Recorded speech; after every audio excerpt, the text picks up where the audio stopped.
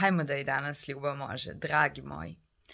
U današnje vreme kada smo nekako zapljusnuti, slobodno ću upotrebiti taj izraz, svim i svačim, i imam utisak da je uspeh tu na dohvat ruke i da smo svi uspešni, da smo svi jako srećni i zadovoljni.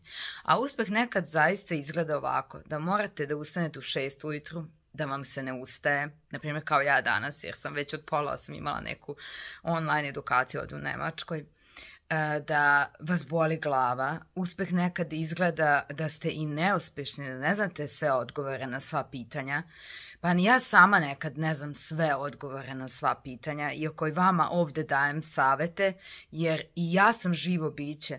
Ja sam i ovu platformu osnovala da bih zajedno sa vama učila. Uspeh nekad izgleda i znači gledaj svoje posla. Ne poredi se sa drugima. I zašto sam ovaj video snimala? Zato što imam utisak da na društvenim mrežama nam je predstavljeno da su svi ekstra uspešni, da su svi ekstra zadovoljni i presrećni i prebogati i sve je tako pre i sve je toga tako previše.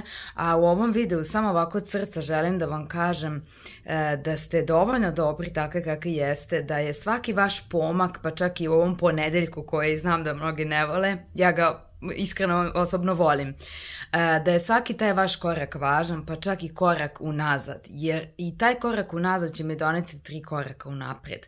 Eto, samo to sam htjela da vam poručim, da znate da svako od nas ima neki svoj tempo i za svakog od nas uspeh znači nešto drugo. Za mene je ovo, na primjer, danas uspeh, što sam uspela da ustanem, što sam živa i zdrava, pre svega što ću uspjeti da pogledam sve ovo danas i da naučim što treba, i radni dan će mi se završiti verovatno tek tamo negde uveče oko 5, 6, možda čak i 7, jer imam još i dodatne obaveze. Tako da, šta za tebe znači uspeh definišite vi sami, ne ugledajte se na druge i sigurna sam da ćete, kada poslušate još jednom ovaj video ili ga podelite s nekim ko vam je drag u tom međusobnom razgovoru, uspjeti sami da dođete do zaključka šta je za vas uspeh, ne gledajući drugog, a pritom ne misleći ja vidi kako je on uspeo, a ja nisam, ja sam neuspešna. Tako da ljubim vas mnogo i želim vam da vam ova videa pomognu pre svega, i to je, onda će moja svrha biti ispunjena. Ljubim vas mnogo i vidimo se u narednom videu. Ćao!